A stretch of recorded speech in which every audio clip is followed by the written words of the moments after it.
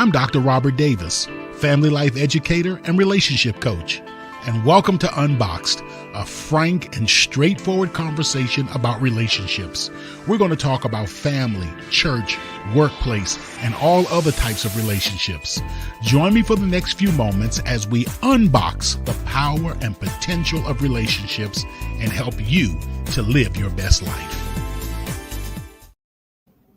Hey everyone, I want to take this opportunity to welcome you to another episode of Unboxed, where we try to unbox the power and the potential of all relationships, family relationships, church family relationships, workplace family relationships, community relationships. Wherever you are in relationship with other human beings, we want to make sure that it is as powerful, that it is as productive, that it reaches its full potential. And we want to assist you in unboxing all of that.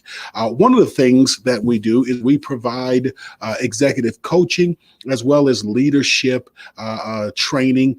We want to help our community organizations, especially, as well as workplaces, to create a healthy workplace culture. So make sure that you subscribe to our YouTube channel, subscribe, and share. All of the information is right there in the in our details, and we also encourage you to support and give. One of the things that we're going to begin in the month of February is an executive directors peer support group, and I'm just going to take a second and share this with you. Our executive directors peer support group, and we do want to make this available. So here's a little more information about it.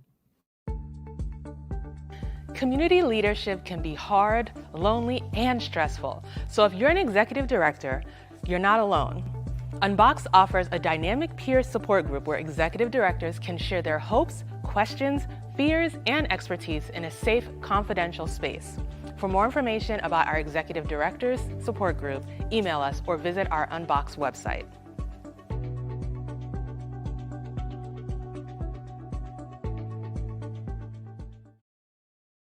All right, awesome. Once again, I want to encourage you to like, to share, and to subscribe. Like, share, and subscribe. Let folk know what's going on. So we have been answering various questions, and I want to encourage you to be sure to answer any questions, to send in any questions that you may have. If you have any questions about relationships, whether it's family relationships, church family, workplace relationships, we want to go through with you and talk about how we can manage and how we can be the best us in whatever relationships that we may find ourselves in. Again, like, share, and subscribe.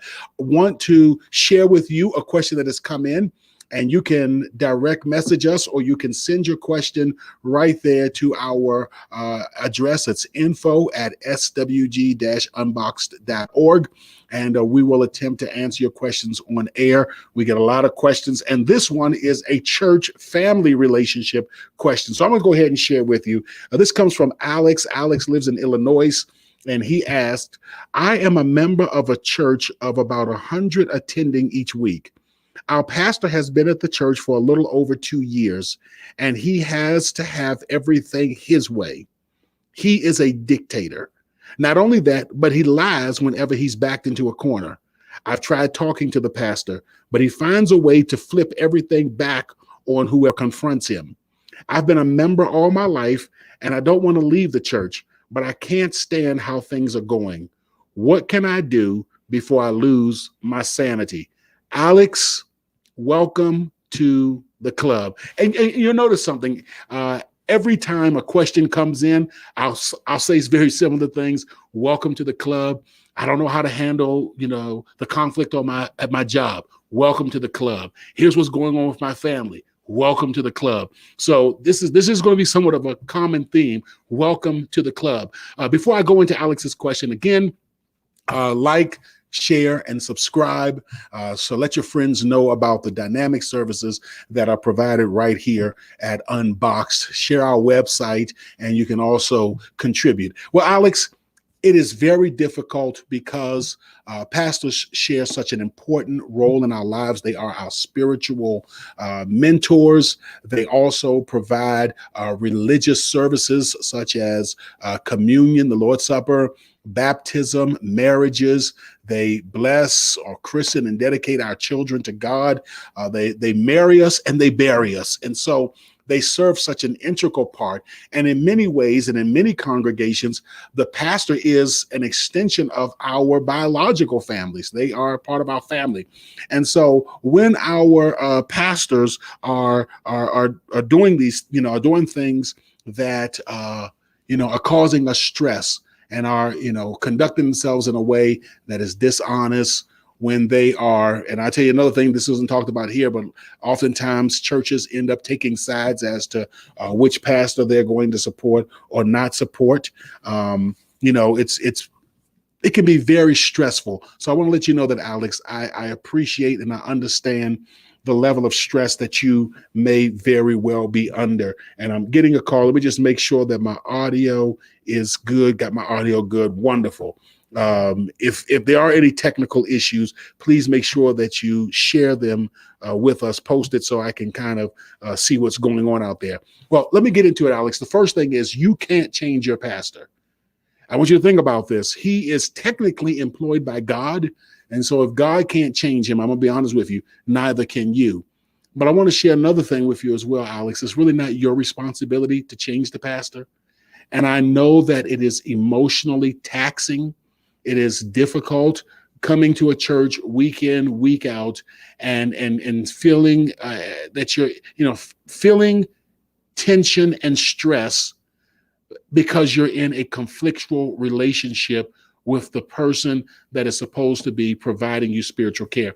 And Alex, I don't think you mentioned whether or not it was a male or female pastor, but I'm just, you did. She said he has to have his way. He is a dictator. Okay. So the first thing I want to share with you, and this is something that is very important in relationships, is I want you to take a deep breath, Alex, literally right now as you're watching this. I want you to take a deep breath. But I also want you to take a proverbial deep breath. I want you just to step back and realize this is not the end of the world. It is very challenging. I want you to remember that you cannot control or change other people. Matter of fact, when I do addiction recovery classes, one of the things that I have them to do is to relearn the Serenity Prayer. I call it the Serenity Prayer 2.0. And Alex, this is how it goes. Lord, grant me the serenity to accept that I cannot change people. Courage to change the only person I can, and the wisdom to know the difference. The truth of the matter is, Alex, you cannot change your pastor in the way that he functions. The second thing is, it's not just your pastor. Your pastor may be someone who is a dictator. Your pastor may be someone who is a liar. but it's not just him. Your pastor is not operating in a vacuum. Your pastor is operating the way that your church family, your church organization allows for him to operate. Now, before I go a little bit further into that, I want to step back and say, whenever we as human beings are faced with stress and tension and anxiety, each of us respond to it in different ways. Your pastor, it appears, and I'm only going to remember, I'm trusting that what you're sharing with me is 100% accurate, and I'm going to go off of that. Your pastor, when his back is against the wall, when he believes that he needs to get certain things accomplished or to have certain things done in order to promote his personal agenda, that's his way. The way that he responds to that tension, that stress, that anxiety, he responds to it by doing what you consider to be dictator things. My way or the highway. We're going to do it this way, pushing and bullying people. That's his way of handling stress when it comes his way. Another way that is very common that people handle stress is through dishonesty, because in their minds, it's about winning at all costs. It's about getting what you need done. And I don't know enough about your pastor to understand where he picked up those traits, how that was programmed into his emotional computers. That's not my place. And to be honest with you, to some degree, it's not even your place to try to think through and figure that all out. So understand, first of all, that what you're seeing from your pastor, the behaviors that he is exhibiting, that is his way of managing the situation. It's not an effective way, but that is his way. And I've discovered something in my life that the more I get to understand or get to know someone, the more I come to realize that they're doing the best that they can do with the resources that they have. I often use the analogy, and I've used it several times, about our emotional computers. His emotional computer was programmed in such a way that when he is faced with these types of situation, when he is called upon, when his emotional computer, mental computer is called upon to handle this particular task, the task of leading people, when you're trying to accomplish something, you don't think you're going to be able to reach that objective because you have obstacles in your way. This is the way that his computer has been programmed to handle it. I'm not trying to excuse bad behavior, but I do want you to understand that most people and everyone that I've ever met, they're doing the best that they can with what they have. The way that they were wired, programmed, whatever term you want to use, causes them to respond in a particular way. And I want you to have that understanding about your pastor, because the Bible says that we should have compassion on those who are struggling in sin. We ought to have compassion on those who are dealing with adversities in their spiritual life. The second thing that I want, and this is going to be very important, as I shared before, the church family is allowing the pastor to operate this way. So it's not just on you. It's not just all of your responsibility. People do what they are allowed to do in a very particular family system or in a particular environment. This is what the church has organized itself to do, to allow this. And as long as the church continues to allow it, you can be the one person that's pushing and kicking and trying to get everybody to realize that the pastor's the bad person, but it's not going to change. Just as if I was talking to a pastor and he was sharing with me that some leader in the church had these same qualities that Alex, you're sharing your pastor has, I would tell him, the church is allowing this particular behavior. So since you cannot control either the pastor or the other members of the church that are empowering or enabling your pastor in these behaviors, since you can't do that, guess what you can do?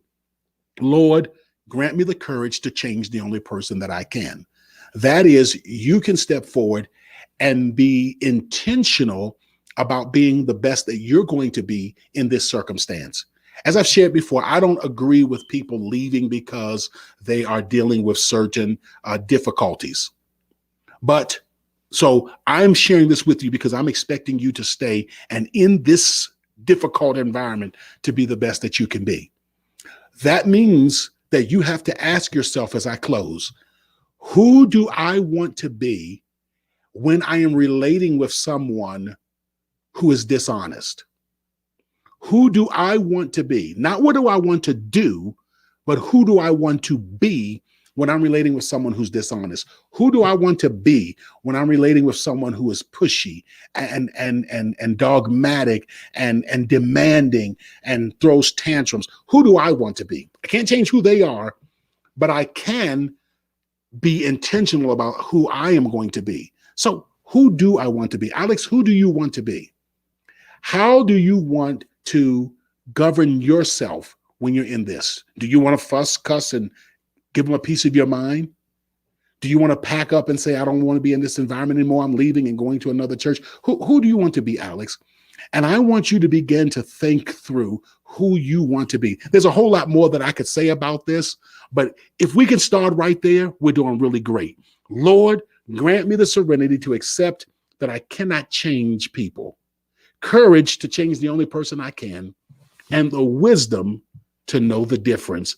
That is our serenity prayer. I want to encourage you to continue to send in your questions. Make sure that you like, you share, that you subscribe, and make sure that you continue to tune in to Unbox, where we unbox the power and the potential of all relationships. Until I see you the next time, you have a wonderful day. Seasoned with Grace, Unboxed also provides healthy relationship training and leadership development for businesses, churches, and community organizations. For a free consultation to discuss your team's needs, please contact us at our website at swg-unboxed.org.